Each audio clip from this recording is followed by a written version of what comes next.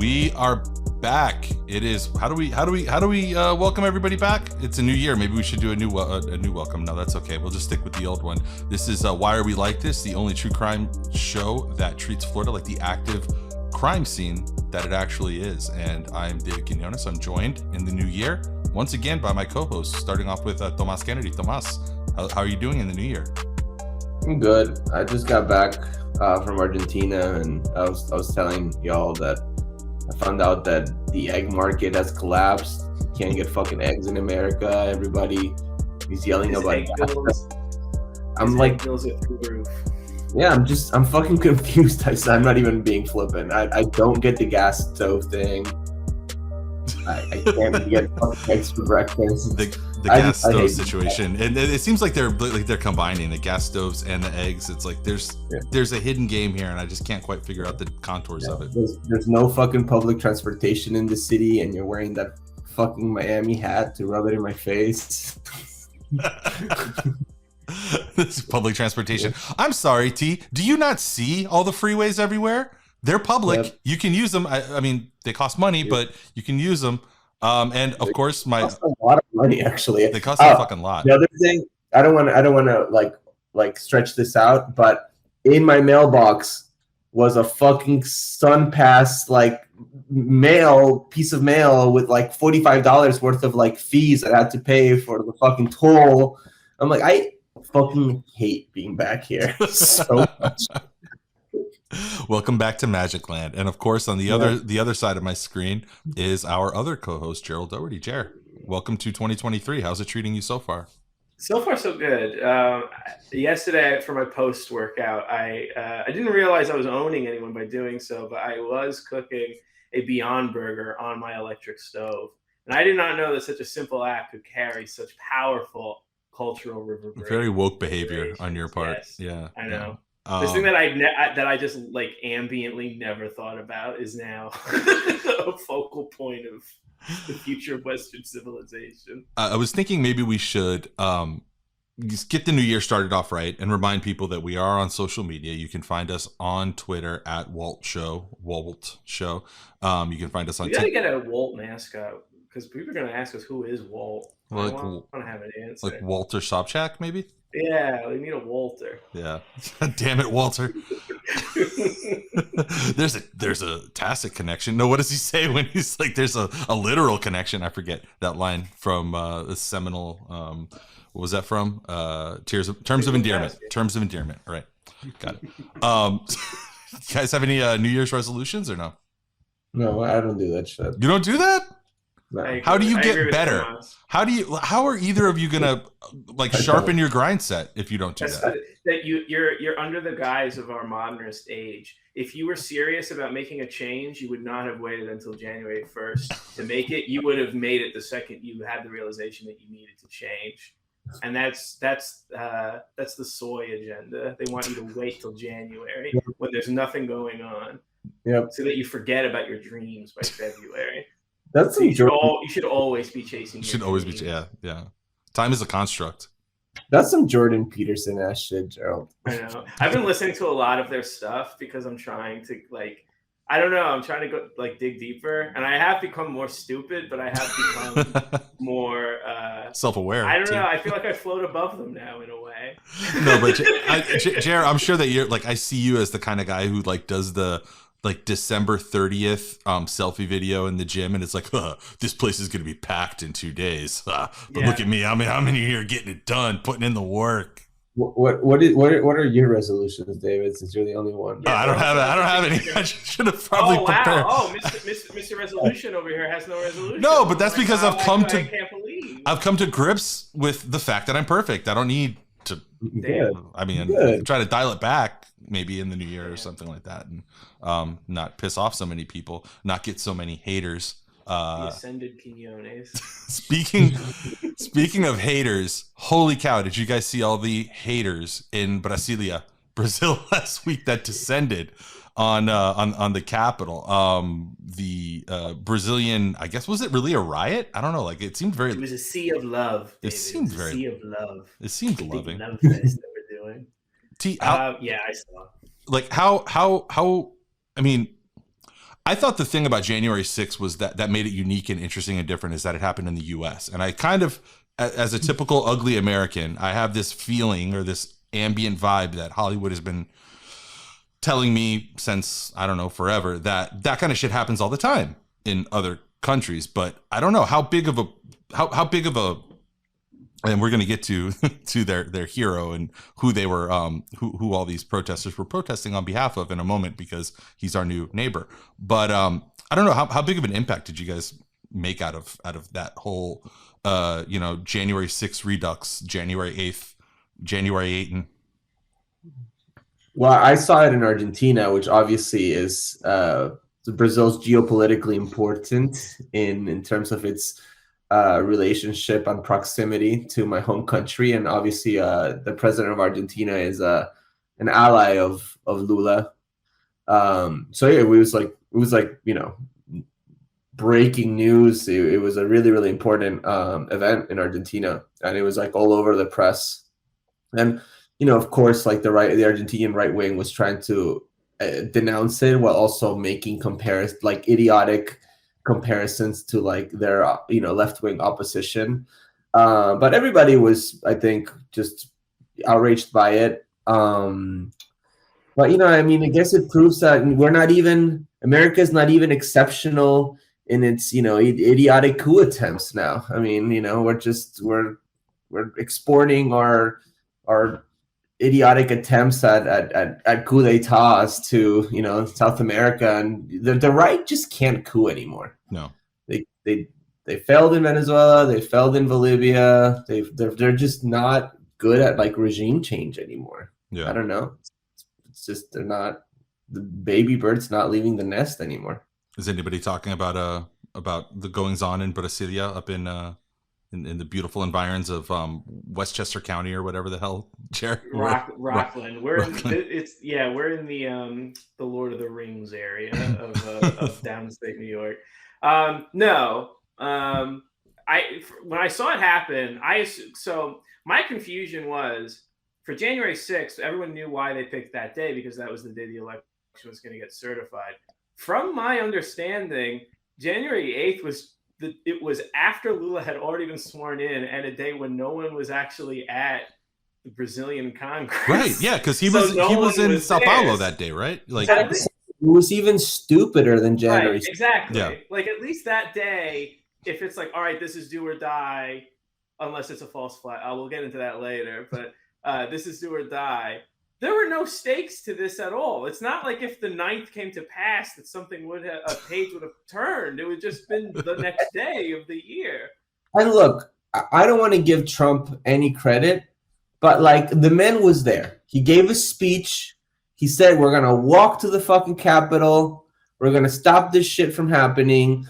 Apparently, it was never confirmed, but you remember the fucking January 6th like commission hearings? Yeah. And that they said that he tried to like take the steering wheel from the Secret Service agents because he wanted to go to the fucking Capitol party, and they wouldn't let him. His first act of manual labor since 1969. Yeah, his first time exerting himself in decades. So pissed that he threw his like burger at the wall or something back at the White House. What I'm saying is like the man was there. He tried to go to the Capitol like he was there. Right. It was all stupid, shouldn't have happened, but like he had honor in that sense that he was ready to meet what was Bolsonaro doing? He was like 4,000 miles away his wife in some gated community, abandoned his wife, eating KFC, getting hospitalized, while these fucking losers are like storming an empty building. Like, and when he gets released from the hospital, he's going to sleep in a median bed. It's so dumb. Like back in the day, like you'd have like coordination with the military and like the local municipal police, and they would go and take like the radio station and the TV station and all the important federal buildings and round up all the fucking important ministers and government officials. And now it's just like, let's just like storm the empty building while our fucking like ideological and political leader is like shitting his brains out in some Orlando hospital from eating too much KFC. Like, what? We are like in major moral and political decline in all ways. Like, we can't even get eggs anymore, which we're gonna get into. I'm not like cheering for this to have been better, but like, Jesus fucking Christ, I was like watching it and I was like, what the hell is happening to the world? Everything is so dumb. Tomas having his banker guy being approached by the Joker saying criminals around here used to have respect. They used to have honor. What do you believe it? What do you believe it? And there's just like, I'm picturing like one guy named like Claudio Silverio or some shit like that with like a painted white face, and it's like, but you invade one. It's in the Brazilian flag. Yeah, Brazilian. It's in green and blue and yellow, and it's like, but you invade one empty Capitol building, and the whole world. Everyone loses their money. So you alluded to it, Tomas. We've been playing host. People are probably wondering, like, this is a podcast about true crime in Florida. Why the fuck are you guys talking about Brazil? Because the guy that was, I guess, the object of the affection of that particular group of wayward protesters was nowhere near. He was even further away than Sao Paulo. He was in Orlando, Florida, as Tomas alluded to. Just fucking getting lost at Publix. From Reuters, a January 10th report. Brazil's former president, Jair Bolsonaro, on Tuesday was released from a hospital near Orlando, Florida, where he had been admitted on Monday, a source close to the Bolsonaro family said. Earlier, O Globo columnist Laura Jardim said had reported on the news. Bolsonaro. Wait, can I press pause for a second? Yeah, go ahead. See in the upper right, it says producer mode. Producers are not recorded. Am I being recorded? How the fuck are you guys not being recorded? Why are you guys not being recorded? That is very weird. Sorry, I just caught it. This is something new that they changed. It's okay. I've got us recording on backup, so don't. Okay, don't all right. I just wanted to flag it. But thank you for letting me know, because it doesn't show up like that on my side. Oh, man. And but it's not. It doesn't have your little red. Your little red balls. It doesn't have your little red balls. I just wanted to flag it. All right. Great. Something else. Some more tech bullshit for me to try to figure out this year. Yeah. What would you like me to say? Nothing? No. Would you like me to notice a problem and ignore it? You know what, Jair? I have a tendency to lash out at the wrong people when I'm angry. I'm sorry. No edits. We're keeping this on all. There we go. This so is the promo. Bolsonaro. Yeah, we had talked about like doing a promo, and it's like, what else could be better than just like a 30-second spot of us having tech problems? Yeah, IT troubleshooting. IT troubleshooting.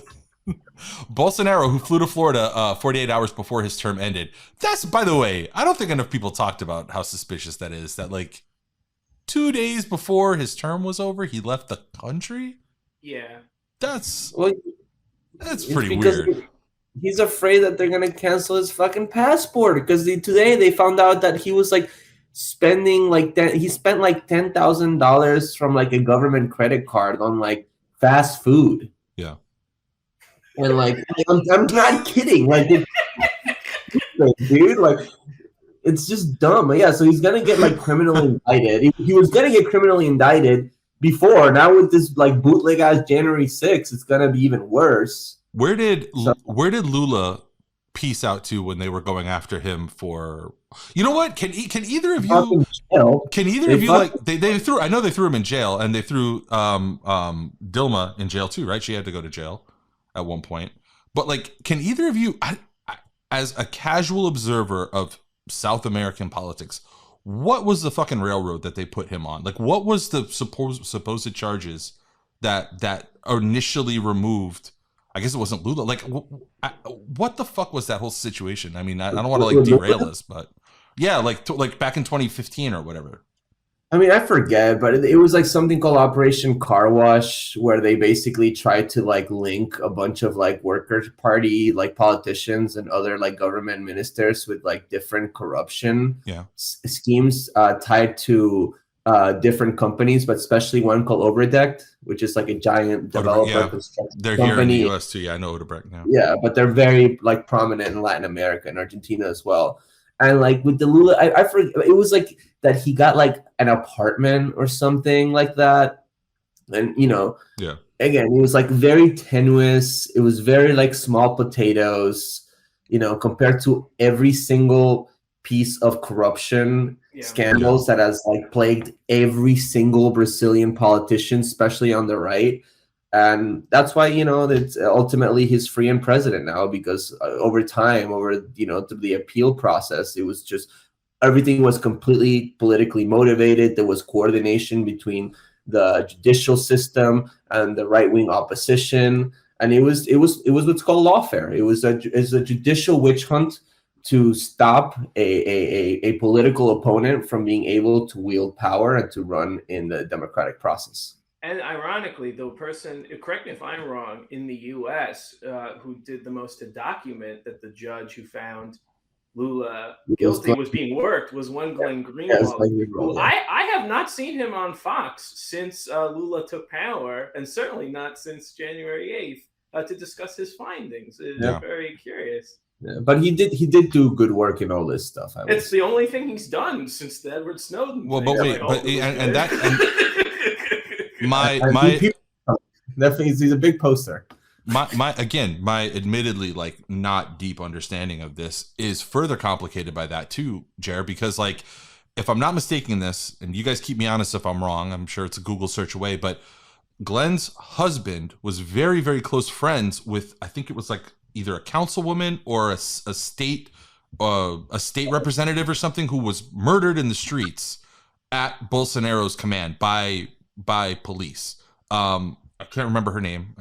And I know there was a really good documentary about this recently. So it's crazy to me that like he's like he being Greenwald is the definition of like strange bedfellows, right? Like where he finds himself now, if he's in a position where he has to tacitly run cover or just maybe absent himself from national or international discourse about this issue, where this close family friend who was, a very political actor in her own right, was killed, assassinated. I mean, am I getting this shit wrong, or do you guys remember this, or what am I talking about right now? I don't remember. So the only thing I remember was the innuendo, because he's married to a Brazilian politician, David Miranda. Yeah, and was being targeted by the Bolsonaro government, which made it very strange when he would imply that Bolsonaro, whatever you think of him, is standing up to big tech in some way, or some kind of at some cultural vanguard. I don't know how you go home to your husband after conducting such an interview, knowing what the stakes for your family are. Again, he did good work rooting out real judicial corruption in this case. Suddenly that the stuff that makes him such a renegade journalist, quote unquote, suddenly they're not so interested in it in the social circles that he's cultivated for himself. You need a cancel. There needs to be a cancel culture news hook for him to weigh in on it. Otherwise, or liberal media has to be to blame. Otherwise it's really tough to kind of pry him off of that beat, that newfound beat of anti-political correctness bullshit. It was Mariel Franco, by the way. The name was on the tip of my tongue, and she was a councilwoman of Rio de Janeiro. And this was in March 14th, 2018. She was gunned down near, I guess, the neighborhood where she lives or lived. And it was later found out that it was most likely done at the behest of very close advisors of Bolsonaro, of whom she was a very strong opponent. Franco being on the left. So yeah, that's that's how we kind of off-ramped into Brazil. But I don't know, man. Like I was just thinking about that, and like it feels like that's the kind of stuff that I have a friend who said that like when 9/11 happened, he was stupid. He was like 16 years old, and he says that he was like, oh, I thought that was the kind of shit that happened all the time. But that was just Hollywood that had kind of rotted my brain. And I guess maybe January 6th has rotted our brains to where I see something like what happened in Brasilia, and I'm just like, I feel like that happens a lot. So I come from a family I'd say has like a strong MAGA caucus within it. And given the timeline of events, I'm going to guess the Brazilian protesters will be sympathetic, concerned citizens for now. And then once Lula starts pressing charges, it will become a false flag and they were framed by some intelligence agency into looking like goofuses, as though they need the help of an intelligence agency to look stupid. I mean, they already do. All they fucking do is look stupid. I mean, that was the path that the January 6ers took, right? Like, or Right. everybody observing January 6th. Right. Like, We're right to do. We were right to do this. Also, we didn't do it. It's good that they did it. Also, Antifa did it, and Antifa's bad. Imagine looking at like January 6th, what, like 2 years ago was it, and being like, that was cool. Let's fucking make that happen. But dumber. When there's nobody in the building. Well, you guys know that, like, that's so funny that you put it that way. Like, on the topic of doing things that seem dumb, but like doing them dumber, and like, let's do them dumber. I didn't put it in our notes, but like, you just kind of triggered my mind right now, T. I was thinking about all of the ridicule and mockery that the Republican House has been getting for their painful eventual election of a speaker in Kevin McCarthy. After, I think, how many did it take? 11 rounds of voting or something? Yeah, I feel like, wasn't that a huge argument that we were having on the left like 2 years ago, that we should do that exact same thing? And I just, like, again, another issue where I don't want to claim to know everything about it. Maybe there's some sort of strategy that I wasn't aware of, but it sure seemed like they only had a margin of 5. The Democrats at that time, I think, had a margin of like 30 that they would have had to whip, or that they would have had to anti-whip, or whatever. They would have had to whip in the other direction. Like, I do not understand this forcing the vote strategy. This, like, I think it's funny. I think it would have been really funny to see Nancy Pelosi like lose 15 rounds of voting. I would have enjoyed it. I don't know if it would have gotten us any closer to Medicare for all or universal health care or any kind of Definitely no. Definitely No, not. I mean, the instinct to agitate against a leadership you don't trust, I think, is the correct one. That's good. I'm all on board with that, yeah. Their reasons for not trusting him is because they don't want their base calling them sellouts or calling them soy or whatever. To get primary. They don't have. There are no political stakes to this. This is just, I don't want to be called swampy or whatever. And Kevin McCarthy is a politician's politician through and through, like Paul Ryan before him. The problem becomes when you're in the MAGA camp, when you're in the Trump camp opposing Kevin McCarthy, and Kevin McCarthy is there because Donald Trump has picked him to be there. You end up having to explain what it is you're actually doing. I honestly think that the best thing that could have happened was for just like that, just to be the status quo. Like, for them to just, for 2 years, just continuously just have to vote. Right. Over. That's the only business before Congress. Over. Right. There's just no Congress for 2 years, honestly. Yeah. And then we just have another midterm election, and let's see how that ends up. But for now, like, the best possible scenario, I'm not kidding, would have been, I know it's like very No, impossible. I mean, I've heard people lay out. I've heard people on the left and just people who are like nonpartisan. I've heard political scientists lay out a case that if you are very far to the left, or if you are, if you're just like anti-Trump or anti-MAGA, or anti the American experiment, like of what we've been doing that has been so like kind of toxic to the planet for the last 150 years or so, like, the best thing you could hope for is a Donald Trump who's too incompetent to actually work the levers.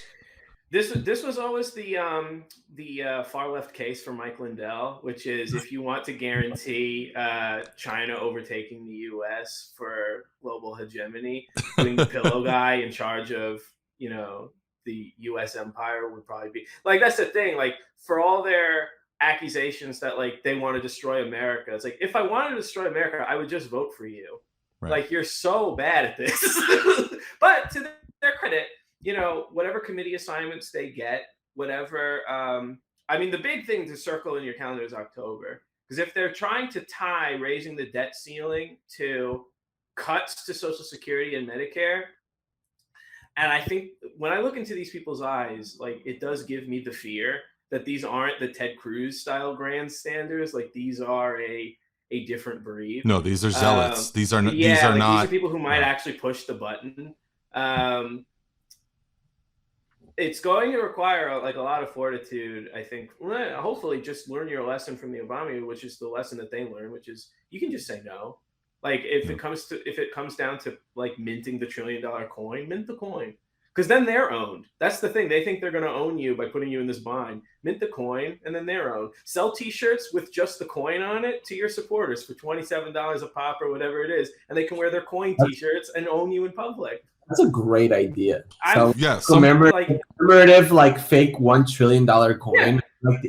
Of it, it's like Biden eating some ice cream or some dumb shit like that. Yeah. Somewhere like 3 months into the Let's Go Brandon shit, somebody figured something clicked in the establishment Democrat like brain hive mind where they were like, they understood for the first time ever that all politics in this country, probably for the rest of our lives, is only going to be like based on like ownage economy. Right. Like that's all it is. And it's just like, how bad can I make you look?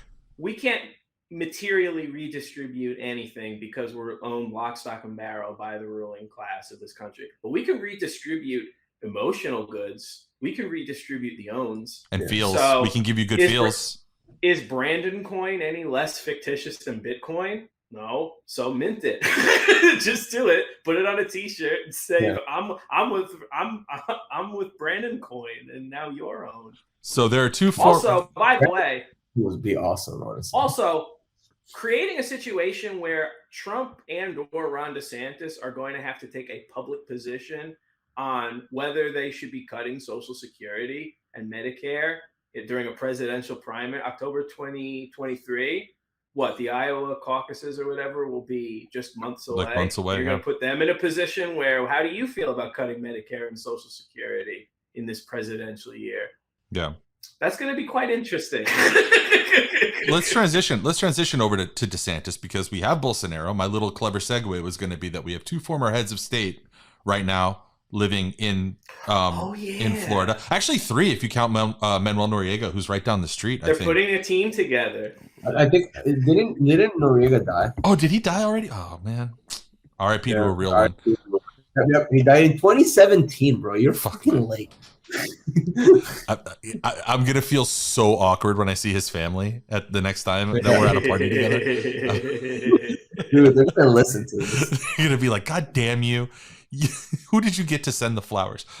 So I want to focus on the actual even though we are in a state, like I say, filled with former heads of state and very powerful and influential global figures. Neither of those two are the most powerful politician in the state of Florida right now. That is, of course, Ron DeSantis. And I direct you to this January 12th article from The Guardian, which we've already seen this shit happen once before, and here it is happening again in Florida. Man arrested at gunpoint in DeSantis voter fraud crackdown, video shows. In August, armed officers descended on homes of two men accused of illegally voting. So now I think what's happened is that like video and body cam stuff is coming out, and we're seeing that heavily armed, and this is taking straight from the article, heavily armed Florida police officers descended on the homes of two men accused of illegally voting and arrested one of them at gunpoint as part of Ron DeSantis' crackdown on voter fraud. New body camera footage obtained by The Guardian can reveal. Both men were in their underwear, unarmed, and placed in handcuffs as police arrested them in front of their Miami-Dade County homes on the 18th of August. And I don't think that this is the same or these are the same arrests that had come out earlier, because I think if you guys remember, there was this set of arrests where the one had the sheriff's deputy very famously kind of saying like, yeah, I don't know why they're doing this to you, man. This seems kind of fucked up. I don't know. Like even the cops were ambivalent about it. But you know, I will say that like the timing of this shit feels really suspicious. It feels very like, if the project, which I think we had alluded to in a previous episode, if the project was like not necessarily cracking down on voter fraud, but just making people who aren't certain 100% if they're allowed to vote, making them just not vote, then that's what, you know, this is going to have to be like a new content vertical for the DeSantis administration. Every 3 or 4 months, hey, let's rehash that beat. Let's make sure people know that we're on the guard for this. And if, you know, they're from one of these heavily Democrat leaning, you know, Miami Gardens, you know, what is it, like downtown Orlando, all these places, Seminole, Florida, all these places where there are like heavy, like, let's be honest, heavy black populations. then like let's make sure that these black municipalities or these black areas of concentration, that the voters there are aware that they might get in trouble. There's a small chance they might get arrested. That's what it was always about. It was always about intimidation and creating fear in those communities from casting a ballot in the first place. And like most things that DeSantis does, it's all about showmanship, and the headline. I mean, I was talking about this yesterday now in a work meeting. So many of his bills are sloppily written and unconstitutional and later get struck down in court, because it's all about that like short term, the news cycle again, like news cycle and keeping him in the headlines, in the conversation, as opposed to any actual like implementation. Although, he's also very effective on a lot of things he does, like going after the schools and universities. I'm not saying that there's no bite to the bark, but I'm saying a lot of it is just about creating a narrative in the zeitgeist. This is something that just like kind of skipped past me while I was like blissfully trying to enjoy the holiday in Puerto Rico, but like my understanding is that the new state-run college is being completely ideologically turned around, and I don't even remember the name of the college. Yeah.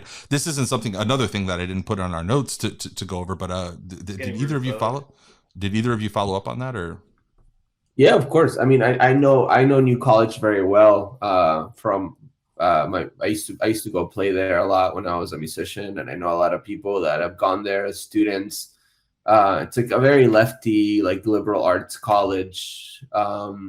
Basically everything that DeSantis, wants to undo, and change in Florida. So, and it's a very small school. I think it has 800 to 1,000 students.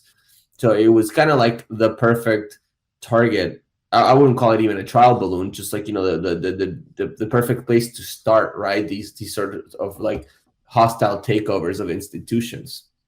And yeah, I mean, he installed a bunch of like hardcore right-wing, ideologues, including Chris Rufo, who's, like the Stephen Miller of, anti-gender ideology, anti-trans, xenophobia. He was originally the CRT man. Yeah, exactly. Also, and the plan is to completely change the curriculum, probably get rid of every single professor that's non-tenured, and just change the school completely into a conservative Christian school. There's always, I mean, as we've touched on several times, yes, there's always a cultural animus, but there's always a financial grift behind this. And like, I know it's going to sound like a joke, but I unironically do wonder, is part of the goal just to replace all the Starbucks cafes with Black Rifle coffee stands? Because there's always money to be made in a takeover like this. I wonder if it's just trying to put money in the right people's pockets rather than the wrong. No, yeah, of course. Yeah. And I wrote about this back a couple of months ago, back when Glenn Youngkin was pushing another anti-CRT legislation in his state. But like, the textbook industry has always notoriously been incredibly corrupt. Yeah. In terms of like academic, settings and schools where, they've pushed different companies that people, in the schools and people on the board of trustees have, economic interest in. But Glenn Youngkin, as he was pushing these anti-CRT bills in the legislature and, basically determining which textbooks would be able to be used in those schools, it came out that he was the previous owner he was previously a stakeholder in one of these publishers that was putting out some of the math textbooks that would be newly approved in schools in that state, right? So there's so much corruption and like self-dealing when it comes to these bills that, again, they're part of enacting a right-wing ideological ecosystem that's right. Again, everything us three stand for, but also it's all about the dollars, right? Yeah. Casino quote. We were talking about casino. It's all about the fucking Benjamin. Fuck you, pay me. Wait, no, that's Goodfellas. Sorry. Same thing. No Pesci special. So from these sort of big issues, let's winnow down to what they call the old kitchen table issues, right? Literally in this case, 2 kitchen issues of literally found in the kitchen. Number one, fucking egg prices, guys. Egg prices. It's fucking crazy. I was just telling you guys, I come back from Argentina. It was great. I loved it. Come back here. I'm talking to my friend today, and she's telling me, yeah, like she's telling me about these like egg prices and how you can't afford eggs anymore. And it's true. I went to the supermarket yesterday, and I was like, why are there such little selection of eggs? Yeah. And I looked at one of the egg cartons, and I was like, $8. $8. What the fuck? And I didn't. I was like, maybe this supermarket is like just not stocked right now. You know, I was like, maybe I don't know. I'll buy them later. But then my friend today is telling me that the egg market has completely collapsed. There's some fucking avian flu that decimated like 50 million chickens. From ABC News, egg prices reach historic highs amid avian flu outbreak, inflation woes. An outbreak of avian flu and high demand led to prices to peak in late December, and they continue to peak today. What else are they going to take away from us? Like, if you're poor, at least in Latin America, I don't know here, what do you eat? Rice and fried egg. Fried eggs. Yeah. You fucking boil some rice and you throw a couple of fried eggs on it and you mix them. You can't even do that if you're poor anymore because of freaking a dozen eggs is like $8. What the fuck? I would love to see I would love to do like a TikTok video driving through Western Little Havana, where the people are just kind of like, and now y'all come to us because there's so many wild chickens everywhere. Yeah. And it's like, now who rules? Now who runs shit? You called us crazy for letting our chickens take over this entire part of Miami-Dade County. Yeah. But it's like that line in Watchmen, the comic book, where like Rorschach is like, and the politicians, the bureaucrats looked up to us and whispered, "Will you save us?" And I'll look down and say no. And I'll look down. Bok. Fucking eggs. It's true though. We are uniquely positioned I am in Little Havana in this neighborhood to like survive the egg drought. T, if I called you like Die Hard 2 style, or no, Die Hard 3 style, and I was like, you have to go outside of your house right now and bring back 2 chickens, how long would it really take you? Maybe like 20 minutes? Simon says, get 2 chickens. Oh, you've got them already. Okay. Well, let's move on to the racial slurs then. Jair obviously never saw Die Hard 3, clearly. No, I never seen a Die Hard movie except for the one with Justin Long. Are you serious? You've only seen one Die Hard movie, and you saw the Justin Long one. I used to date someone where we would go see a bad movie on purpose so we could make out in the theater without our parents knowing that that's what we were doing. Nice. And that was a good Classic strategy up until Taken with Liam Neeson. I did not know what that movie was going to be, and I heard Liam Neeson's voice, and like, it was like my heritage calling me home. I opened one eye. I was like, "That's Liam Neeson." So I cut this or use it. I don't care. Which Die Hard is? I haven't seen Die Hard 4 or 5. Which one's it came out in 2007. I want to say the Justin Long one. That was the one. That was like the first. That was the one that I think is not part of the Die Hard canon. That's the one where they were like, no, that doesn't count. Yeah. Well, you should really watch Die Hard. It rocks. It's really good. 1, 2, 3. Yeah, we're a little late in the calendar for the whole like, is Die Hard a Christmas movie conversation? But like, I will just say, it is absolutely a Christmas movie. It's like a movie about family, about coming together. It's in a Christmas settings. There's Christmas music. So look, guys, if you are able to get your hands on some eggs, what the fuck are you going to cook them on? By the way, because the libs are coming.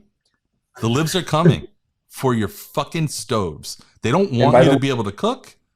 Oh, look at that. T's angling his camera so that we can see his range, his gas range, out of his cold, dead hands. Yeah. Will you take Hunter Biden can huff crack, but we can't huff gas. That's what they want. And that's what they want. That's their agenda.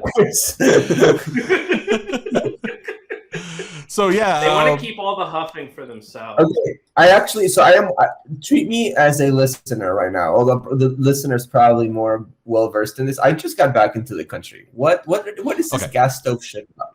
Gerald, you should do this because it originated from your neck of the woods before it got down here. Before the woke mind virus of electric stoves got down here to Florida and infected our own governor. We'll get to that in a second. But I think all this came from New York, right? I only understand this secondhand. I only heard about this from the whining. So I'm getting this downstream from the people who are whining about it.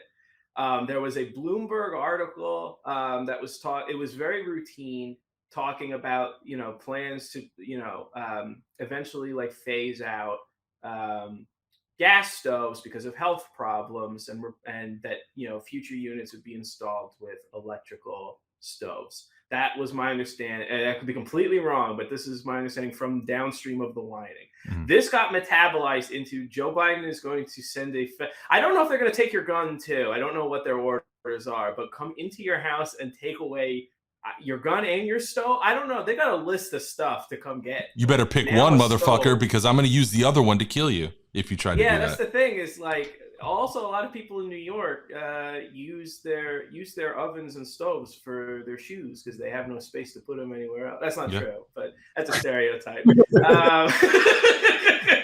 I lived in New York for 2 years. What? Yeah, no one actually. People joke about it, but no one actually does it. Okay.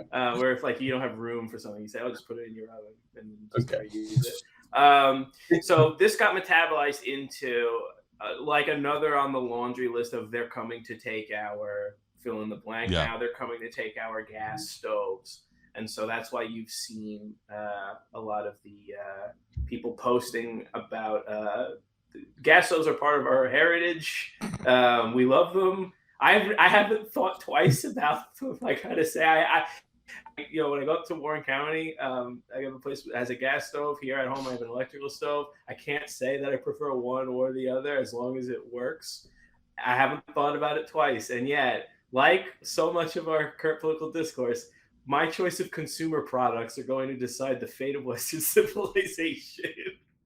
So wait, let me figure this out. We can't like electric stoves. It's Starbucks. It's Nike. It's that. What was the coffee machine that we're not supposed to have? Keurig. Of the Sean Hannity show. I can't like the 49ers. Or no, I do like the 49ers because they cut Kaepernick. So you can't like complicated. How much am I supposed? Oh, M&M. Yeah. Well, this is my other question. Like because they're beta now. Yeah. Well, they're grooming the kids, but they're making the candy unfuckable, and I don't understand how you balance those two out. Let me tell you something. I would think that sexy as somebody who's been eating candy my whole life and been fucking for most of my life, you can fuck any candy if you try hard enough. All you have to be is dedicated. But I'm saying it never squared with me. You have sex candy.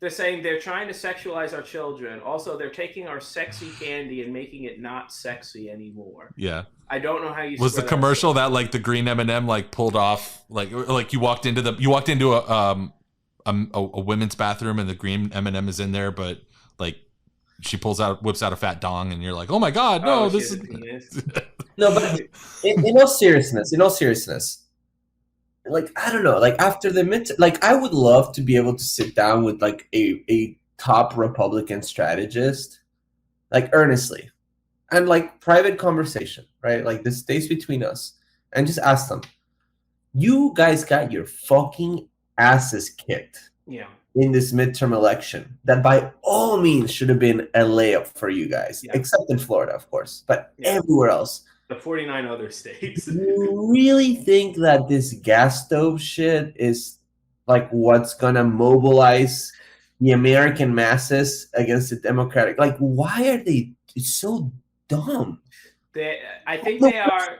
Like in 6 months, you're gonna have the Bolsonaristas in fucking Brazil like tweeting about gas stoves. Like this stupidity is gonna again be culturally exported into other parts of the world. So we export our idiocy. The thing is, because I think a lot of it is part of our like bifurcated media like ecosystems. Like everything is now where it once was very homogenous, now it's very split up. You can't animate people to care about something that they didn't see on TV first. I think there's also the GOP like is an upper middle class party, like primarily. Like people It's talk about like $100,000. There's a working class. Yeah, there's some working class revolution because of Trump. The highest by income, highest in the 2016 field, voters by income was John Kasich. Donald Trump was second, only behind John Kasich. Like it was all like the people of the January 6th. Some of them took private planes just to be there. Yeah. Like this is never like a hard Scrabble movement among the diehards. Do you guys think when you bring that up, Jared? Like, do you guys? But you can't have upper middle class concerns and try to appeal to ordinary folks. Yeah. You can't say, "Oh, I'm trying to rezone my yard, and the EPA is telling me I can't have, an archery section of my back porch or whatever. I can't shoot bows and arrows at like wildlife that come through my yard. Whatever it is, those are weird concerns. So you have to have something that doesn't have to do with what actually your concerns are, which is your property and your money. Okay, well, what's something we could all rally behind? And I think they're trying to do their best bet on what normal people care about. Right. Oh, they're making Mr. Potato Head non-binary. Dr. Seuss is racist now. Let's go from village to Dell and light ourselves on fire about Elliot Page's bottom surgery. And then, lo and behold, it turns out, oh, we've actually made ourselves the freaks. And I always thought the sign that they might pivot would be if they announce an investigation into Afghanistan, the timeline for withdrawal. Because that was always where you saw Biden had a +10 approval rating before Afghanistan and then went to -10, a 20-point shift in about 3 weeks, which is massive. And what are they going to do instead? Gas stoves and Hunter Biden, Hunter. Ukraine, and all that. They cannot help themselves. Because that's what the people who are watching on TV care about. That's what the politicians have to care about. They can't try to appeal to the general public because I don't think they have a sense of that there is one anymore. I don't think they think there's anything outside their own ecosystem. Yeah, this reminds me a lot of like Marvel Studios, where they are trying to like appeal widely to a bunch of moviegoers, but at the same time, there's this small group of freaks of comic book fans who are like, oh yeah, we got to make sure that the eye of the watcher is featured in like a little Easter egg and the second act of the next Eternal movie or some shit, so that those freaks are happy with like the continuity of their universe. But nobody else is gonna give a shit about that. I don't watch Marvel. I think. Oh, you're so cultured. Yeah. No, I also don't. But I get the like. It is like the people who argue about whether Han Solo or who the stormtrooper, or whatever, who shot first. It's like letting them direct the next Star Wars movie. Exactly. Yeah. I used to enjoy them, but like legit, like the last good Marvel movie was Spider-Man: No Way Home, and like there's just so much content. It's like the Star Wars shit. There's so much fucking content. It does feel like being on a hamster wheel. Yeah. Oh, that's a perfect analogy. Yeah. T, you brought up the idea of like getting one of these strategists alone or like in a moment of like truth or honesty or whatever. I don't know if you guys saw this story where about Robert Spendell, who's one of 3 GOP appointees on the Wisconsin Election Commission, who I guess he had an email that leaked where it was kind of like just like a generic wrap up of like, how did we do as the GOP's, as GOP representatives on the Wisconsin Election Commission in this most recent cycle. And a pull quote from the email that leaked and got out is him saying, quote, "We can be especially proud of the city of Milwaukee, parenthetically, 80.2% Democratic vote, casting 37,000 less votes than cast in the 2018 election, with the major reduction happening in the overwhelmingly Black and Hispanic areas." So like, I think if we got them to sit and be honest, they would just be honest and be like, well, let's just stop Black. 100%. Yeah, like let's just stop Black people and Hispanics from voting, because that's probably the easiest way to do all of this. And yeah, we'll do dumb shit like stoves and CRT and Gay Elmo and all this, but like that's the real sort of path to success for them, I think. Can't disagree with that. I mean, and sometimes they do admit it. Do you remember there was this one video of Mitch McConnell where they were talking about voting rights, and he referred to like Black Americans and Americans. Yeah. Oh, yeah. Yeah, I remember that. Yeah. And You know, also like, those other people. Yeah. yeah, and he didn't outright admit it, but like that's the way they think. They're like these like minorities, These others. these others, the black people, the Latinos, the Muslims, you know, like gay people. They're just Yeah, I they're mean, not part of they're like the Republican Party. Their coalition is white people and conservative white people, and of course they're trying to chip the armor of the Democrats by obviously appealing to black people here and there, obviously appealing to Latinos more and more. But you know, like for all the narrative around Latinos leaving the Democratic Party, like you can look at the data. Like Latinos are still overwhelmingly voting Democrat, and the Democrats wouldn't have had such a good midterm if Latinos voted against them. Right. So again, that narrative gets like mutated. You know, it turns into like, oh no, actually, Latinos are changing their political preferences, and it's like, well, I think it's more accurate to say that just a bunch of them aren't showing up, or fewer are showing up. Yeah, that's correct. The data shows that. Yeah, which you can't. I blame agree. To your point, Tom, like it always seemed to me, the GOP has a model of like America as like a house. And there are some people who sleep in the guest bedroom, and there are some people who deserve to sleep in the master bedroom. And when you raise the question, what if everyone had a master bedroom to sleep in? They lose their fucking minds. Like, no, you sleep in the service room. Yes. Oh, that's more woke. That's more woke ideology where you can't. Well, you know, I guess what? I don't live in Florida, so it's not even legal. It's legal. It's legal. I don't have to pretend that Martin Luther King was a lifestyle guru who loved everybody. Yeah. Okay, guys, we're doing like lots of we're doing bang bang. We're jumping around on topics because we're trying to catch up on all this stuff that happened during our break. And I mean, I want to talk about everything that's happening here in Florida, or specifically down here in Miami with the Miami Democrats. And I mean, I'm hoping the two of you can help me untangle some of that. But should we at least mention our old buddy John Ruiz really quick, showing up in this Daily Beast article? 100%. Yeah, so here's the article, which is again, we're talking about another story that plays down here and up there where Jair is. Sorry, go ahead, T. Before this, I want to point out that I get like notifications all the time from the Why Are We Like This Twitter to my email. And we follow like, I think like around 300, 400 people, right? So we follow a lot of people, but I don't turn them off because I get notifications when people tweet, you know? Mm-hmm. And the reason why I don't turn them off is because I get so many notifications from John Ruiz that it's I hilarious. Just find funny. Like, this guy is a fucking loser. Yeah. Like, I will wake up and go to my spam folder to see these notifications, and he's like tweeting at like 3, 4 a.m. to like, you know, like accounts that the handles are like just like multiple digits, you know, just like trolling. Canes fan 6969 420. Yeah, exactly. Yeah, and like threatening, you know, to like sue like bots and shit. Like, he's a fucking weirdo. He is the babiest of baby brains. Like, he is. It's hilarious, and his inability to navigate. Actually, Billy, our friend of the show, Billy Corbin, pointed this out on his most recent episode of his podcast.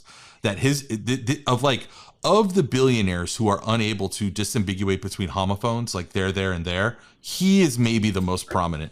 Where like you'll see him use all three different theirs incorrectly in the same sentence, and it's impressive. It almost has to be on purpose. It seems like it has to be on purpose. So much. It's like I don't know, man. I post a lot, but if I like, I don't know. I'm like, when do you work? Like, when do you spend time with your family? Like, when do you just do recreational activities? You're like at 4 a.m. just like threatening litigation to like some bot account that's just like a bunch of fucking digits on the handle. It's just weird. So the thing we want to talk about, and I was kind of considering how this is yet another story that straddles the line between Florida and New York, because this Daily Beast article about freshly minted congressional representative George Santos from New York.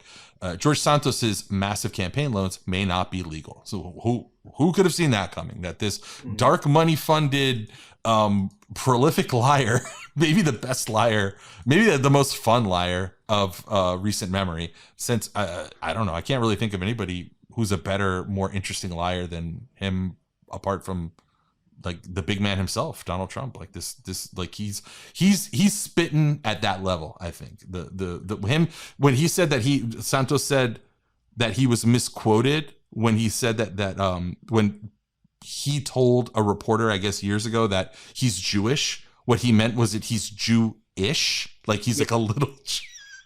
Yeah, that's incredible. That's one of the greatest lies I've ever heard. Yeah, in my life. He liked Annie Hall. Like that's what he means. I have a lot of Jewish friends, so I'm Jew-ish. Like that's great. So from the article, even as Rep-elect George Santos embarks on his apology tour, admitting he lied to voters for years about some of the most fundamental facts of his life, there's been one mystery that Santos has been less clear about: where his purported millions came from. This is a guy that when you get to the heart of a lot of the lies that he's been telling, and you kind of like do the slightest bit of research behind them, you realize that like he doesn't really, the one thing that is accurate is he doesn't really come from money. He doesn't really have, he's constantly, you know, being caught in situations where he's broke and writing bad checks and scamming people and fucking them over. So you're like, where did all this money come from to run for public office? And this article goes pretty deep into it, but the one part that I wanted to for our purposes bring up is about I would say a third of the way down. The money, it turns out, came from some wealthy sources who also had financial stakes in Santos's political bid. The Daily Beast has confirmed Ford de Volder. By the way, that's his actual real name. His name isn't Santos. Yeah. So there was a video of him. There was a video of him being asked by some Long Island GOP person, like, why he changed his name. What was it? What was de Volder, the first name? I think that's the last name. I think de Volder. Yeah, the first name is. I have no idea because his. Yeah. But the last name de Volder, changed it to Santos. Yeah. And being asked on camera why he did that. And I also think this that is years ago. I think that another funny thing that kind of, when you watch them, sort of like when you arrange all of this like footage of the lies together, that's really funny, is when you see there was some sort of roll call vote or something like that happening, and they had to call his name like 5 or 6 times. He didn't like answer to his name, right? Which is like to remember that his name was. It's like, oh, that's the name I'm using right now. I forgot. This is like watching Catch Me If You Can and wondering why Frank William Abagnale just never ran for office as his next gig. Frank Abagnale should have run. He was 50 years too early.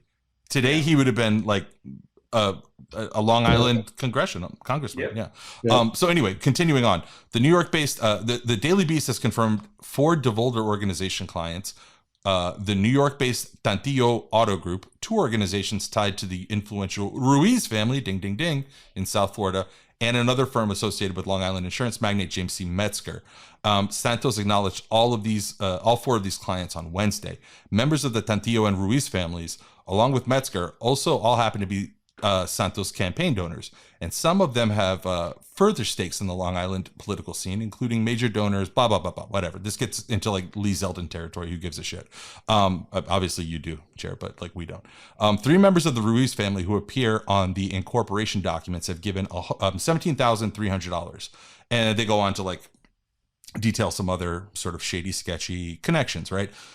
I don't really know what to make of this. I know that it really touched a raw nerve with the paterfamilias with John, that he started going around saying not only was he going to sue the Daily Beast or I'm sorry, sue Occupy Democrats who basically redid this story, but he was also going to sue anybody who retweeted this story, which I'm sure is something that will definitely happen. I don't know. Was this one of the email notifications that caught your attention, T, while you were in Argentina? Oh yeah. I was following all that. No, I'm serious. It was funny. It just seems like such a random pairing. Like, but then also it seems perfect. It seems like, these 2 guys, they totally should be like in league together. They make perfect sense together. They're perfect. It's like inventing peanut butter and chocolate. It's like Reese's, like the Reese's people. Perfect. Yeah, they go great together. I do think Santos is here to stay, though. I mean, he comes from a purple-ish district, so it's not out of the question that he could lose the next election. But in terms of like the George Santos mythos, like being the thing, he's already hitting his stride. He's already realized, like, oh, I'll just go on Twitter and tell like Adam Kinzinger to go cry on CNN. Yeah, I saw that. Get like epic likes and retweets. Which I think he should resign, and I've been dunking on him in the media. But if you don't resign, like that is the approach you have to take. Right, Like, exactly. you can't go middle of the road. You can't try to be respectable. Right, Like no, you have got to to be. I'm untouchable, motherfucker. Yeah, you have to go full WWE. You'd be like, "Am I not? I'm not real, but neither is any of this." Yeah. Like do Full- like Robin Williams in Man of the Year. Yeah. Like go epic. Full heel Like, turn. Go Super Saiyan. So I don't condone it, but I understand it. He does what makes me think that he won't do that, Jair, is that like he has this affect of like the guy who just really wants to be liked and doesn't want to be the villain guy. He's Martin from The Simpsons. Like, No, but he's a nerd. Gerald's not lying. He literally went and told Adam Kinzinger that former go cry about it. Go cry about it. Right, but that's the thing. He figured out only after being like seeing footage of himself being a sad sack on day one. Like, oh, I can't have this be the thing that I'm going to be. I don't think he can like pull it off in real life because his demeanor is so cooked. But he can post in that tone. But he just like he doesn't have. Yeah, I agree. I think if he's behind his computer, he'll be okay. But IRL, I think he's fucked. Yeah, has no swag, and I think I do think. I mean, what the fuck do I know? But I do think that he's not going to resign probably. But I think he's cooked in the next election in that district. I mean, if he's smart, when he loses in 24, he'll say the election was stolen from him. If he's smart, brilliant move. That's your easy get out of jail free card from now on. Yep. For any conservative. That's what the Republican Party is going to do every single election from now on. Right, regardless of what their names actually are. Gerald, even when they win, like sorry, just one thing. Even in 2016, I don't know if you guys forgot about this, but when Trump won in 2016, he said that 3 million people voted illegally in California. Right. Yeah. Yeah, so like even when they win, they say this shit. And he even going further back in 2012 on election night when Mitt Romney, when it became obvious in the classic like election night style that we've all become accustomed to, it became this like Republicans have an early lead, Democrats slowly chip away, and then eventually halfway through the night it was pretty obvious that Obama was going to be reelected. And I don't know if you guys remember this, but Trump tweeted like the electoral college should be abolished. Senator Romney is going to get millions more votes than Obama. And I forget the exact verbiage. I'm paraphrasing here, but he basically insinuated the same thing, that it was like funny business at play if Obama won. There's no way that Obama could possibly win. And this was 4 years even before that. So yeah, like that's going to be the new thing, because you can't get owned if you never technically lose, if you never admit that it happened. Exactly. Although it's still like crybaby loser shit, honestly. Yeah, but somehow it doesn't get absorbed that way. Like they see it as like speaking truth to power or something. I mean, in the base. I mean, and like in their in the base. But obviously, the overall electorate was like, except in Florida because we're fucking nuts and unhinged here. But everywhere else in the country, we're like, you guys are losers. I'm surprised no one's brought this up, just given that all journalists have to be nerds in order to get their jobs in the first place. New York's 3rd Congressional District covers Kings Point, Great Neck, and Port Washington, which for anyone who doesn't know, that is the inspiration for East Egg and West Egg in The Great Gatsby, another book all about a guy who adopts a fake identity in order to pursue his dreams. Maybe I'll be the first one to say, I think we have a bit of a revival on our hands. It's like a Brazilian Leonardo DiCaprio. Yes. I'm looking and I am 99%. Yeah. That's my congressional district that I was born in. New York's 3rd? Yeah, New York's 3rd. That includes Bayshore, right? Yeah. Yeah. It got redistricted because it used to be, I think, Steve Israel. The number used to be something else back in like 1979, but it was. I'm looking at the map right now, and it includes Comac, it includes Smithtown, all the places that I lived, all the little, not East Egg or West Egg, not at all East Egg or West Egg style. Home sweet home. All right, let's transition into our final topic. Okay, I can't wait to talk about. Is this okay? Here we go. Oh my God! All right, so this one, you know what? I'm gonna let Jesus take the wheel, and by Jesus I mean Tomas, because he is the one that is probably the most well versed on this one. We're coming home to Miami for our final, what was supposed to be our main story of the day, but we just had so much fun catching up that shit, man, it's already been an hour. Miami-Dade Democrats, are they in disarray? Is this an actual case of the Dems in disarray? I mean, there's a million different things that came out about this, but I think this Politico article was probably the closest in terms of framing the issue. And I'm going to just read a little bit from it. And then Tomas, like, if you can help us like understand like the inside baseball of what the fuck is going on here. Miami Democrats face internal feud after disastrous 2022 midterms. 10 of the county party's 257 officials are calling for the statewide party to conduct an audit. The date line is Tallahassee. The 2022 midterms saw Republicans win Miami-Dade County for the first time in 20 years. Now the Democratic infighting has begun. 10 party officials in Florida's most populous county, Miami-Dade, are asking the statewide Florida Democratic Party to audit the county party over alleged campaign finance, quote, improper activity. The request comes from Republicans, comes after Republicans won nearly every race in the county, which Hillary Clinton won by nearly 30 percentage points just 6 years ago. The county has long been held up as an overwhelmingly Democratic home turf. Miami-Dade Democratic Party Chair Robert Dempster has said that an audit of the county party is underway, but the group of 10 say that they would like to hand off those duties to the statewide party, to the Florida Democratic Party, just so we're clear when they say the statewide party. The punchline of many jokes on this podcast, the Florida Democratic Party. The Miami-Dade Democratic Executive Committee has 257 total members. I think that the last thing I'll read here is this quote from former Miami-Dade County Democratic Chairman Juan Cuba, somebody who I've had on an old podcast of mine who I've spoken with before.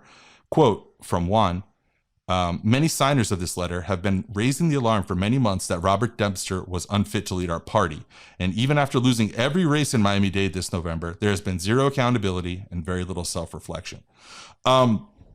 So I think a day after this article came out, the head of the Florida Democrats, Manny Diaz, not University of Miami head coach, but and not the Republican. That would be his son. Yeah, his kid, and also not the newly minted head of the education department. Not that many. Department. But Manny Diaz, former mayor of Miami, who has, I guess, for 2 years been quote unquote leading the Florida Democratic Party. He resigned, further sort of obscuring whatever the hell's. I was the first person to call for his resignation. Yeah, and I do want to point that out. He wanted to wait till the holiday season to gift it to you. I love the idea of him like just getting back to work after the holidays and sitting down in what I imagine is like a big mahogany office and going through all of his professional correspondence and seeing like somebody printed up a tweet from Tomas saying resign and him being like, okay, and just like, yeah. He'd be like, you know what? This kid's got a good head on his shoulders. I'm gonna take his advice. I don't think that's how it went. So tell us more, T. Like, what do people need to know about the inner workings of this shit? I mean, like, it's hard. Let me. I'm gonna frame this a little bit more. 6 years ago when Trump won, I really wanted to become, and I wasn't a journalist anymore. Was the other aggravating factors. I wasn't a journalist anymore. I wasn't bound by any professional code of ethics or whatever. I felt a certain way about politics. I had never engaged in any of it, and I was like, you know what, I'm not a journalist anymore. I can just do this. Nobody's going to fire me. And I tried so hard to get involved on the county, state, and national level with the Democrat Party, which comes the closest to reflecting my ideology and what I believe. And wow, I might as well have been fucking pissing into a sinkhole, because I can get the frustration if you're a rank and file sort of just Democrat at like how these state and local organizations just seem like these empty pits where people have these little spaces that they've staked out and they're not moving. And to me, I can understand that there's frustration, but what's really going on here? Like what do people need to understand about this like sort of back and forth? I mean, I know a lot of people, not a lot, but I know some of the folks that signed this letter calling for an audit. So, nothing personal against them. It's some of them are nice people. Juan Cuba is a friend of mine. But, to go call for the FDP, for the Florida Democratic Party to conduct an audit, just shows how unserious this effort is. I mean, really, like, that is the entity that upholds ethical and financial integrity, that it's going to conduct this, like, as the Florida Democratic Party chair resigns, like literally the person that they were asking to remove Robert resigned himself, because he is so maligned and hated within the Florida Democrats. So really, it's just like a silly effort, in my opinion. You can read the letter. Most of the things that are in that letter are bookkeeping errors. There's no smoking gun. Robert, the chair, is not being accused of stealing money, of personal financial impropriety, of using illegal funds to fund political activity, funneling foreign money, nothing like that. They're talking about minor bookkeeping errors, some that predate his tenure as chair. You know what I mean? That really have more to do with the treasurer, not trying to throw any of the treasurers involved at that time under the bus, but have to do more with the treasurer. And some of these errors have actually, I think it's 3 or 4 errors. I think 1 or 2 of them have actually been amended and corrected. So it's things that can be fixed. And I personally, I think this has more to do about political agendas, personal animosity towards Robert, and the fact that a lot of these folks have lost their officer elections for positions within the Miami-Dade Democrats, and have, as a result, are not in the steering committee and are not in leadership, and are attempting, quite frankly, an administrative coup. And what's worse is that the letter threatens to go to the authorities. They threaten law enforcement, right, against Robert, threatening to throw a black man in jail. You know what I mean? That has been in the position for really about a year, because Robert has been in that position since, like, I think late August of 2021. He hasn't had a lot of time to enact an agenda and rebuild the Miami-Dade Democrats from the previous chair, Steve, who, by the way, Steve did some things well, did some things wrong, but they elected a Democratic county mayor under his tenure. Like, that is quite the accomplishment.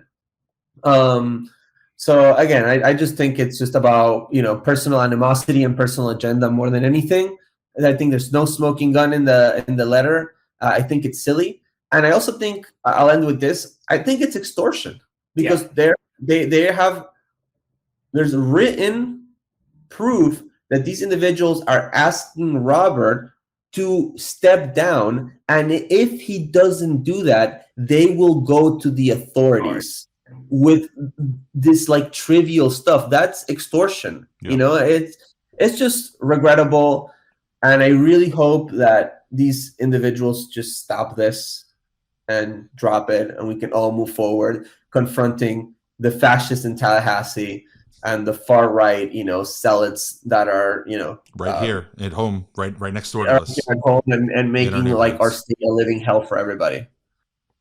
Yeah, I should probably read Dempster's response, which was, we have been exceedingly transparent with our membership about our finances, reporting, and our efforts to reconcile any good faith errors, and can provide meeting minutes since we installed a new treasurer a few months ago as such.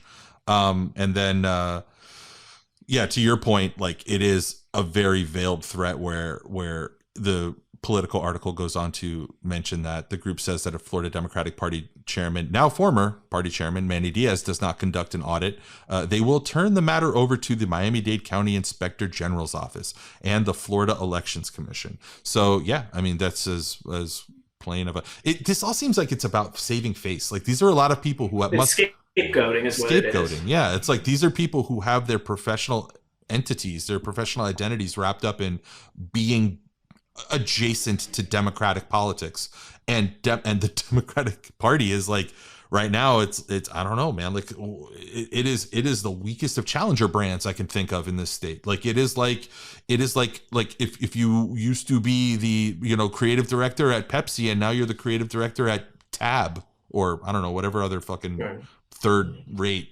brand exists, because that's what the Democratic Party is in the state right now. It's a third rate brand. And it was already a second-rate brand when it was losing for 20 years. And I don't know, man. This shit doesn't help. I don't even see, like, if there was some crusading that you could do and be like, yes, that's what it is, that they've been stealing money and that's why, okay, sure, like, go ham. But yeah, it's shit like, I mean, people can go and read the letter. Shit like, oh, like this financial report was filed late, and it's all just like, again, 3 or 4 administrative stuff. Again, Robert has been a chair for about a year. You know what I mean? Every single county in Florida, with the exception of maybe Alachua, you can make an argument, did poorly. You know what I mean? Yeah. I think it's just unfair to just pin everything that went wrong, again, on a person who inherited a difficult organization that had very little money after, the titanic effort that was electing Daniela Levin Cava county mayor, managed to get us out of the red. We have reserves right now of money. I just think it's just very, very unfair, very, very unreasonable. And again, I'll say it again. It's just more about personal animosity more than anything. Just the tenor of the letter is so bitter, Yeah. So that's the thing. It's like, I understand the calls for Manny to step down for one data point alone, which is his whole thing was, I'm friends with Michael Bloomberg and I want to get us that cheddar to rebuild the party from the ground up. Yeah, how'd and that yet work? Charlie Crist was outraised something like 25-1 for his statewide campaign, something like that as far as cash on hand. What is it that these people are saying Robert should have? Let's say he filed every paper perfectly and every T crossed, every I dotted. What is it that Robert was supposed to be doing that they're saying he didn't do, and were they telling him to do it at the time? No, but you know what? The thing is that, like, if I don't feel this way. I don't feel like Robert should step down. Right. Are there things that he could do better? Of course. But I don't feel like Robert should step down. But it is totally within their rights to say that, right? Yeah. That's okay for them to say, I think Robert Dempster should step down. What I take real issue with is the fact that they are threatening him to go to the authorities over some dumb shit, honestly, if, like, extorting him, right? If he doesn't step down, which he's not, he's not going to, and he's not afraid of him. Right. But, I was the first person, I said it flippantly, but seriously, I was the first person that called on Manny Diaz to step down. There were a lot of people that wanted him to step down, but, I really felt that he did a terrible job. I was in the Budget and Finance Committee of the Florida Democratic Party. I was very involved in this quote unquote leadership. I just didn't see the work. He wasn't present. He didn't go to, the DNC meetings. He wasn't on the ground. The program sucked. We got our asses kicked. Our messaging was awful. He just needed to go, right? He wasn't the leadership that we needed right now. As Florida becomes the hub for global fascism. But I never threatened Manny Diaz, right, with going to the authorities or criminal, accusations if he didn't. I didn't try to extort him. Now, if we would have found out that Manny Diaz was stealing money or using his position to exert influence, like all those things, if there was a smoking gun, sure, right, we would have done that. But we didn't do that.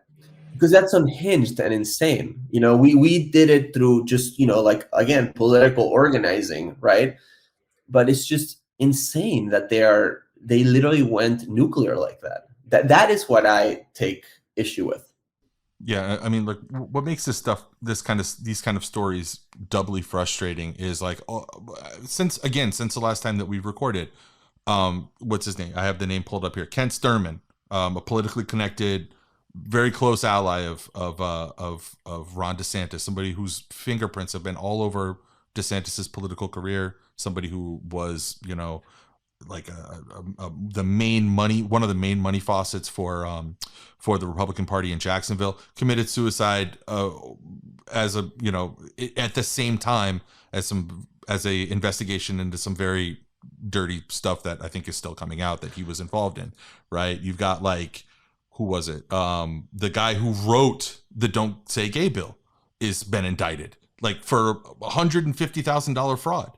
I mean, like, all of these things, and I mean, nobody ever got to the bottom of the fucking of the Little Havana voter fraud or the voter registration fraud that was happening. Nobody ever got to the bottom of like all of these different, GOP involved scandals and things like that. And it's like the moment it's like a hair trigger. The moment that there is any opportunity for Democrats to just like eat themselves alive, it happens. And I don't think I've heard a single person come out and denounce Joe Harding, Representative Joe Harding, who, committed $150,000 fraud. And no, because they're lined up behind him because he's a hero. He wrote "Don't Say Gay." So like, it's this thing. And I know that it's kind of the gravity of the way things work in the state and also nationally, but it's like one side has to be perfect. Otherwise it'll literally commit harikari seppuku and kill itself on the fucking altar of a failed election. And then like the other side has carte blanche to just fucking do anything. It's frustrating, man. And it's like, it doesn't break through the membrane, I guess, because nobody's talking about those stories nationally or even regionally, those GOP scandals. I do disagree with you a little bit. I do think the Republican Party is plagued with infighting. I mean, Donald Trump, Yeah, we did see a lot of that recently. Yeah. And even Ron DeSantis, right? I mean, he fucking took out Adam Putnam, right? Who was the anointed one. And right now we're actually seeing a fights within the RNC with people trying to dethrone McDaniel. what's I know you wanted to say Romney, but it's McDaniel. Yeah, because she's a Romney. RNC chair McDaniels. Mike Lindell, the fucking pillow guy, wants to be RNC chair, which oh my god, I hope that happens. That would rule. Because truly, I'm not even kidding. That would be so fucking funny. And then even here in Florida, like Anthony Sabatini, the stupid basement chud that like even Republicans hated so much they put him in the basement of the Capitol building in Tallahassee because he's so unhinged and stupid. He's fighting to be the Florida Republican Party chair. So they have their infighting too. Greenberg. Yeah, exactly. But with Democrats, it's just magnified in Florida from our vantage point because Democrats are such losers. So the fighting takes this like loserish like context and dynamic that it feels like losers arguing with each other. Yeah, it feels it's like an unsavory like fuck off. But they do have, like, to Tomas's point, they do have that too. Like, remember Trump's inauguration? They couldn't even get through the deplorable without knifing each other over who was number one MAGA. Yeah. And I'm not saying that to be mean. Like I'm in the DNC. I'm a fucking Florida Democrat. But like we lose a lot. We're not great at winning. And like it's like what I was talking about earlier about the fucking Stop the Steal conspiracy lunatics, that they have this air of loserish crybaby, whining. Yeah. Like people read this like Miami Democrats in this survey article and they're like, this fucking like this is crybaby bullshit. Right. Like it's not appealing. So we it's didn't lame. We touched on so much stuff. We did not even get to oh my god, there's so much that we didn't get to. We didn't get to the Miami Herald running the maybe we'll touch on that next week. The Miami Herald saying that nobody wants to work, the op-ed that nobody wants to work, and it's socialism's fault. That thing that we have here in America, socialism, that thing that's like very popular and that everybody has and everybody does. Nobody wants to work because we're a fucking exploitative service economy where like working is meaningless and uninspiring for the most part. It sucks. Nobody wants to shovel treats into my mouth. What the fuck? Yeah. Why aren't there a line of people like ready to get coughed on by people who don't want to wear a mask and write USA where the tip is supposed to go?